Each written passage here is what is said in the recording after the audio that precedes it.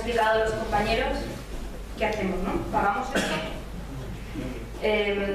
Una de las primeras cuestiones a las que nos tenemos que afrontar cuando nos hacemos esta pregunta, si debemos pagar la deuda o no, es enfrentarnos a un precepto moral, ¿no? Que de tanto repetirlo lo hemos interiorizado muchísimo.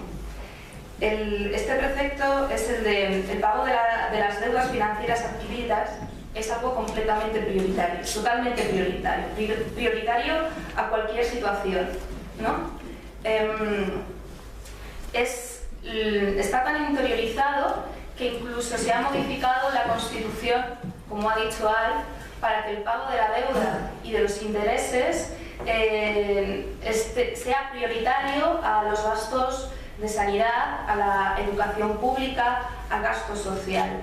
Y ya no solo a nivel del Estado como una política, sino en nuestro día a día, ¿no? En nuestro imaginario. Parece que en el momento que tenemos una deuda financiera, lo primero es pagarlo.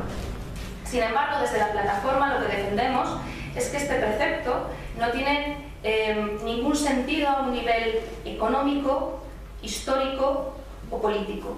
No tiene sentido a nivel económico porque dentro del sistema financiero ya se asume el riesgo de impago cuando se pacta un interés. De hecho, cuando una institución financiera te invierte en que tú invierte en darte un préstamo, en función del riesgo que valora de impago o no, te cobra un interés mayor. Si considera que es muy riesgoso el hecho de que tú no le devuelves el dinero, te va a cobrar un interés muy alto. Si piensa que es muy probable que le devuelvas el dinero, el interés va a ser más bajo. Pero está asumido la posibilidad de impago, es una inversión. Por otro lado, a nivel histórico no tiene ningún sentido el considerar que las deudas financieras deben pagarse bajo cualquier circunstancia, porque hay cantidad de hechos históricos que avalan que determinadas deudas y deudas de los estados en un momento dado se ha considerado más importante o más prioritario no pagarlo. Desde cuando Estados Unidos se independizó de las colonias, hasta Alemania, que fue condenada a la deuda en el Tratado de Versalles después de la Primera Guerra Mundial, hasta el caso de Irak, cuando en el 2001 Estados Unidos dijo que en ese caso, pues como era una deuda adquirida bajo una dictadura, no era necesario pagarlo. Pero hay muchísimos más, como por ejemplo, pues yo qué sé, el jubileo, ¿no? Yo creo que bastantes de nosotros ya nos suenan cuestiones, hechos históricos similares. Pero es que además, a nivel político, defendemos que hay cuestiones más importantes que el pago de una deuda financiera, como por ejemplo la vida misma o tener una vida digna. Esto nos lleva a replantear qué es la deuda, o si todas las deudas son iguales. ¿Todas las deudas deben pagarse? Entonces, con esto introducimos un concepto que es el concepto de deuda ilegítima, ¿no? Yo creo que después de ver todo lo que nos han contado Charlie y Al, está muy claro que la deuda que nos están haciendo pagar es una deuda ilegítima. ¿Por qué? Porque beneficia a una élite poderosa en contra de los intereses de los pueblos y del medio ambiente. En el caso español, la mayor parte de la deuda es una deuda privada, que en su proceso, en su génesis, benefició a una élite financiera y empresarial poderosa, y en el momento que se ha visto que no la pueden pagar, se está transformando en una deuda pública a través de diferentes procesos, como los rescates bancarios o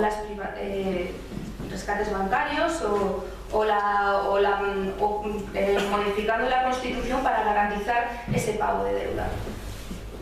Además, se generan en procesos no democráticos injustos. En España nadie ha votado, nadie nos ha preguntado si realmente queríamos que se hiciera pública esa deuda antes privada. y además tienen unas consecuencias más allá de las meramente financieras, unas consecuencias de género, de medio ambiente, sociales, políticas.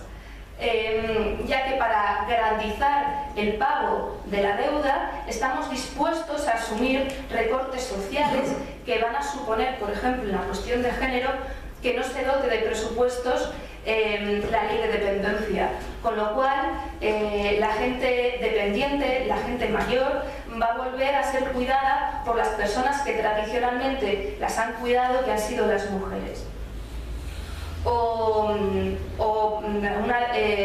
Unas consecuencias políticas que, como ha explicado Alf, nos llevan a una pérdida total de nuestra soberanía.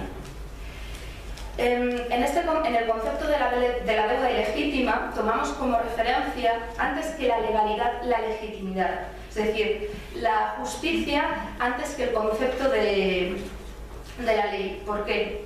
Porque una deuda puede ser perfectamente legal, pero no tiene por qué ser justa, no tiene por qué ser legítimo pagarlo. En la historia de las luchas sociales nos enfrentamos a una gran cantidad de situaciones que, aunque en un momento eran legales, la conciencia social argumentada de una manera, por supuesto, razonable, ha hecho que se cambiara para generar esos cambios hasta el punto de que esas situaciones antes legales dejaran de serlo, pero porque se ha considerado ilegítimo, como por ejemplo todos los derechos, la conquista de los derechos laborales, la conquista de la reducción de la jornada laboral o incluso el voto de la mujer. El concepto de deuda odiosa, ¿no? El concepto de deuda odiosa es un tipo de deuda ilegítima. ¿Por qué? Tiene como referencia la legalidad, es un concepto basado en la jurisprudencia internacional. Está contraída por un Estado despótico, por dictaduras, usada en contra de los intereses de la población y con complicidad de los acreedores. Dentro de la plataforma, digamos que, por supuesto, esta es una herramienta que mucha gente conoce ya, y es una herramienta que nosotros podemos utilizar, pero no nos limitamos a ella. Tenemos que ir mucho más allá y utilizar como referencia el concepto de legitimidad. Entonces, la aproximación a la deuda ilegítima puede hacerse tanto de una manera particular, yendo crédito a crédito y viendo cómo, por ejemplo, hay deudas que proceden de gastos ilegítimos, como los rescates bancarios, las deudas generadas por gasto en armamento, por megaproyectos de infraestructuras que realmente han beneficiado a la constructora X, pero que no han tenido un rendimiento o un beneficio para el conjunto de la población, porque ¿para qué quiere a lo mejor qué beneficio tiene la Ciudad de las Ciencias en Valencia en relación a todo lo que ha costado y el endeudamiento generado para esa comunidad? O también puede ser una deuda ilegítima porque el proceso de contratación o porque el proceso de endeudamiento ha estado plagado de situaciones de corrupción o de incluso de llegar a establecer o acordar intereses de usura. Pero también podemos hacer una aproximación a la deuda ilegítima como en un sentido global, ¿no? La deuda como herramienta de dominación, tal y como han explicado Charlie y Alf, procedente de un sistema que lo que pretende es una transferencia neta de recursos desde las poblaciones hasta las élites financieras y empresariales. Entonces, bueno, ante esta situación en la que tenemos ya claro que no queremos pagar esta deuda porque es una deuda ilegítima, ¿qué hacemos? A finales de 2011 en Madrid nos juntamos una serie de gente en unas jornadas que organizó Quién debe a quién, que se llamaba Viviendo en Deudocracia, aprendiendo del sur, en la cual nos hicimos todos estos planteamientos y decidimos que era necesario hacer algo. Y pensamos en utilizar una de las herramientas que habíamos visto que habían funcionado satisfactoriamente en muchos casos en los países de la periferia, que eran las auditorías ciudadanas. Una auditoría ciudadana es un instrumento político que nos permite ejercer primero nuestro derecho a saber, el derecho a la transparencia, a saber qué ha pasado con el dinero público, un dinero que es de todos. Es un instrumento que nos ayuda a comprender cómo funciona el sistema financiero, cómo funciona el sistema económico, que es un paso fundamental para poder decidir qué hacer con nuestras políticas, con nuestros recursos, los recursos públicos, para poder decidir si queremos pagar la deuda que se ha generado o no. Es por tanto un instrumento para recuperar nuestra soberanía, para empoderar a la ciudadanía. Es una herramienta de movilización ciudadana y popular, y también es una herramienta que nos permite llevar a cabo los cambios en el modelo económico, productivo, necesarios para que esto no vuelva a pasar, ¿no? Evidentemente, con la auditoría lo que se desea es identificar qué parte de la deuda es ilegítima y no pagarla. Pero desde la plataforma consideramos que si simplemente nos centramos en esto y no cambiamos nada más, volveremos a esta situación otra vez, porque el problema de la deuda es que es un problema que procede, cuyo origen está en el propio sistema, la ha generado el propio sistema. Si no cambiamos el sistema, se volverá a reproducir. Por tanto, podemos determinar que la auditoría ciudadana tiene dos partes. Una parte fundamental, que es la política, a través de la cual queremos hacer transformaciones sociales, y una parte técnica, que es el instrumento, la base, que nos va a permitir evidenciar los datos con la cual poder argumentar esos cambios que queremos realizar. Esa parte técnica es el informe de la auditoría, que no es más que un análisis. Es coger las cuentas, abrir los libros y ver cuánto se debe, quién lo debe, a quién se lo debe, para qué estaba dedicado el dinero en un principio, para qué se ha utilizado en realidad, a quién ha beneficiado y a quién ha perjudicado. Y respondiendo a todas estas preguntas, podremos establecer qué parte de la deuda es legítima y qué parte de la deuda es ilegítima y por tanto nos negamos a pagarla. En la plataforma por la auditoría ciudadana de la deuda, como os comento, se creó pues a finales de 2011, en marzo de 2012 los instauramos como plataforma en sí, con lo cual llevamos poquito tiempo, pero ya estamos en proceso. En una auditoría, digamos, hay diferentes fases. Hay una primera fase de planificación, otra fase de ejecución en la que se empieza a hacer el trabajo de investigación, y una tercera fase que es ya la edición del informe de auditoría. Y sobre todo lo más importante es todo el proceso de sensibilización político, de empoderamiento que se hace a lo largo de todo el proceso. No es necesario esperar a tener un informe técnico para exigir responsabilidades, sino todo lo contrario. Uno de los puntos más importantes es la fase de sensibilización, de información y de trabajo de base que las auditorías ciudadanas llevan a cabo, porque son ciudadanas, ¿no? Porque lo hace todo el mundo. Evidentemente hace falta gente experta que participe del proceso de la investigación, pero consideramos que el conocimiento económico es algo que podemos entender todas y todos, pero lo que ocurre es que lo han tecnificado para que sea un conocimiento inaccesible, y es lo que tenemos que cambiar, porque el conocimiento es la fase previa para poder tomar decisiones. Entonces, Los objetivos de la plataforma los dividimos en dos grupos. A largo plazo, ¿no? Porque es lo que os comentaba, queremos promover un cambio del modelo económico y social para que esto no vuelva a suceder. Queremos atajar el problema de raíz, recuperar la soberanía de los pueblos, porque seremos nosotros los que decidamos qué vamos a hacer. Por supuesto, no pagar la deuda ilegítima, aunque sabemos que ese objetivo va a costar, porque solamente lo conseguiremos si hay una masa social suficiente que diga que no, y enjuiciar a los responsables y exigir siempre que podamos reparación.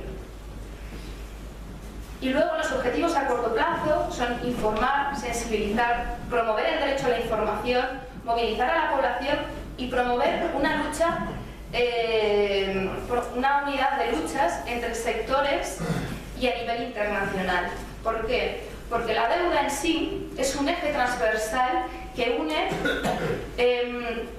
todas las luchas en contra de las injusticias que ha generado esta crisis. Es un argumento central. Nos permite unir a las luchas por la sanidad, por la educación, a las luchas en contra de las privatizaciones de los servicios públicos, a las luchas en favor de la igualdad y en contra de la explotación del medio ambiente por un sistema capitalista y que va en contra del sentido de la vida y de una vida digna.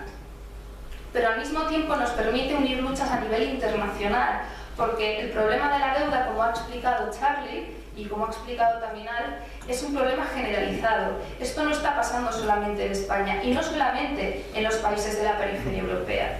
De hecho, la plataforma de la Auditoría Ciudadana de la Deuda forma parte de una red internacional de auditorías en la que experiencias como la nuestra se están llevando a cabo, por supuesto, en Portugal, en Irlanda, en Grecia, en Irlanda, pero también en Francia, en Bélgica, incluso en Egipto creo que también hay iniciativas, ¿no?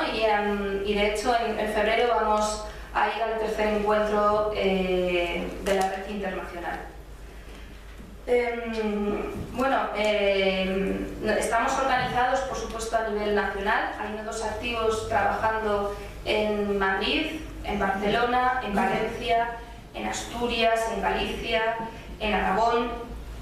Y en el momento actual estamos en la primera fase de planificación, en la cual estamos haciendo un análisis general de génesis de la deuda, y porque gracias a ese análisis nos podremos enfocar en los aspectos más flagrantes, ¿no? En los aspectos de mayor ilegitimidad, para poder hacer un trabajo más en profundidad.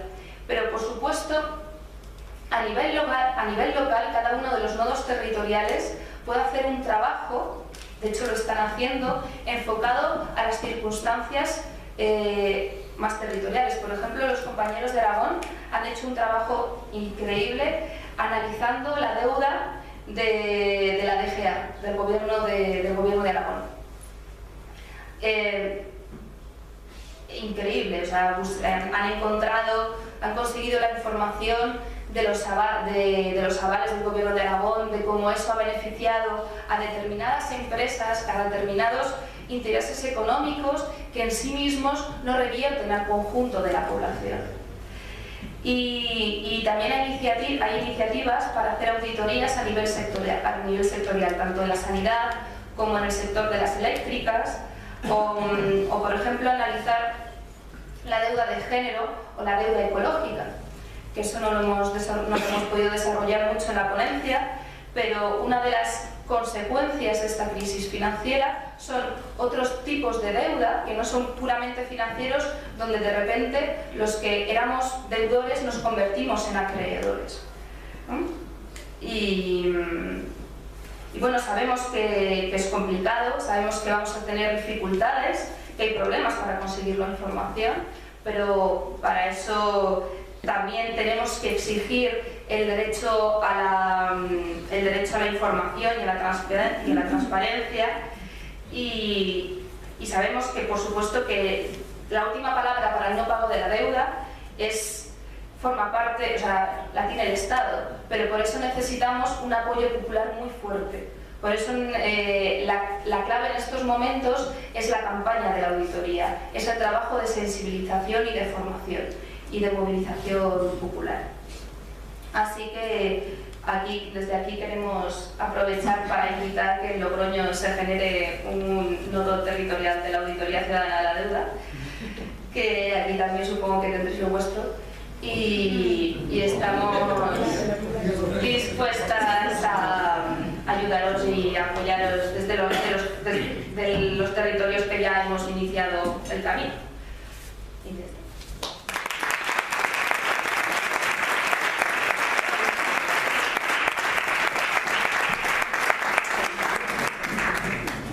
Bueno, yo tengo que decir que mientras les escuchaba, pensaba, porque os he dicho que Charlie y Omar son economistas, pero yo creo que todo esto no lo han aprendido en la Facultad de Economía, sino que un día, ¿no?, pues salimos a la calle a protestar, nos juntamos como decía, en una plaza, que era donde se juntaba un grupo de economía de la Asamblea de Sol, en la Plaza del Carmen, y pues eso, un año y medio después, aquí estamos sentados contándonos estas cosas, ¿no? Y a mí me parece emocionante ver cómo gente normal pues junta y con ganas de debatir y de replantearse la realidad, es capaz de hacer cosas extraordinarias, ¿no? Y ver cómo esto que soñábamos hace unos años, los que estábamos en los temas de deuda de los países empobrecidos, ¿no?, que era como, fíjate, han hecho una auditoría en Ecuador, ¿no?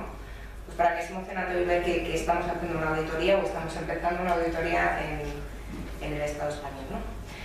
Bueno, supongo que os habrán surgido un montón de preguntas o aportaciones después de estas exposiciones que han sido, yo creo que muy claras, pero también como con mucha información, ¿no?, mucha profundidad. Entonces, si os parece, como todavía nos queda tiempo, podemos abrir un turno de palabras y yo creo que tenemos unos 20 minutillos, como máximo me han dicho, así que si alguien se anima. Si me permites un segundo. Te permito. Vale, vamos a ver. Es que en una charla da un poco tiempo a contar las cosas con detenimiento y profundidad, ¿no? Entonces, si alguien está más interesado en profundizar y en comprender cómo se ha gestado la deuda, ¿no?, y por qué decimos que vivimos en una deudocracia, por qué la deuda está sometiendo a esta democracia, pues un par de libritos que son muy accesibles, ¿no?, para la gente no economista, ¿no?, un lenguaje bastante accesible.